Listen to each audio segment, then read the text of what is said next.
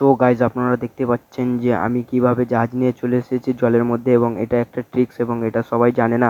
আজকে আমি সেটা আপনাদের বলবো এবং আপনাদের কাছে আমার একটাই অনুরোধ রইল যে ভিডিওটা শেষ পর্যন্ত দেখবেন। তো চলুন শুরু করা যাক ভিডিওটা।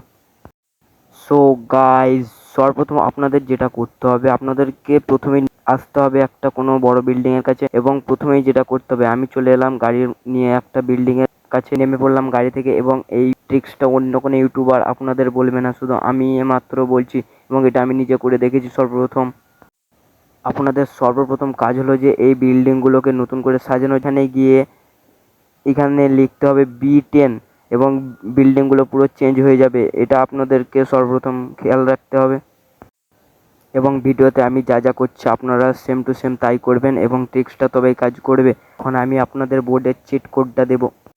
বোর্ডের চিট কোডটা হলো 3001, এবং বোর্ডের চিট কোড দিয়ে বোর্ড আনার পর আপনাদেরকে যেটা করতে হবে সেটা আরও ইন্টারেস্টিং।